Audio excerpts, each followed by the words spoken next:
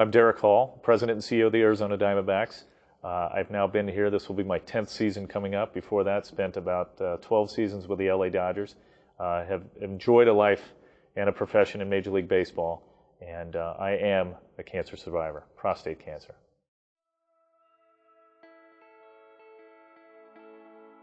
You know, it's really quite remarkable that I was even diagnosed and caught it early, the prostate cancer, because I had no signs. No symptoms, no signs, no clue that there was even an issue. And that is the case with so many men. They don't know, and if they're not tested, they're not going to know. And I wasn't even tested. I was going through some routine checkups and appointments that I had with my cardiologist because I had cholesterol issues and blood pressure, and so I was routinely going to see him.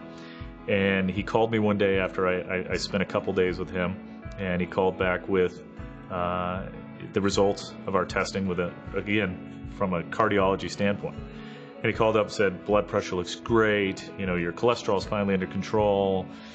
Here's what I want you to do. We're going to cut back on this medication. Super, I'm about to hang up at work. And he said, wait. He said, I've never done this before.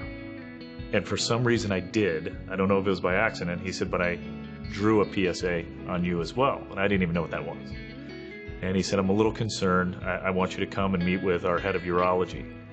And, you know, I hung up, confused, a little panicked, quickly went on the internet, as we all do, which can sometimes be dangerous, you know, looking up what a PSA was and what prostate cancer is. And at the time, my father was going through his battle, which he lost with pancreatic cancer, which is a terrible disease as well. So I'm watching him and helping him and trying to get him through his fight. And now it looked like I was going to have a fight of my own. So I went and saw the urologist. The numbers weren't very high, but considering that it should have been at 0 or below 0.01, and it wasn't, they were a little bit concerned. So they asked for me to have a biopsy. They were quick with the results. Shortly after that, I left, went on the road with our team. We were playing in San Diego against Padres. And I'll never forget, I was sitting at breakfast with one of our players. It was actually our closer at the time, JJ Putz. And JJ and I are having a nice breakfast on this Saturday morning, and I can see that the number pops up, 480, and it was not a number that I recognized. I figured this has got to be the doctor. You know, I had just been there, I think, Wednesday or Thursday for the biopsy. Now it's Saturday morning. I go running out, answer the phone, and the first words out of his mouth are, yes, you do have prostate cancer.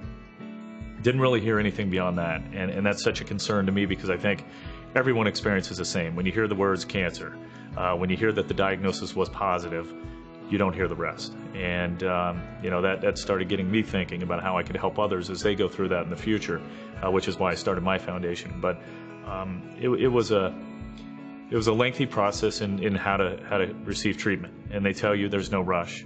I, for one, disagree. You know, when you hear that you do have cancer, I think it is a rush.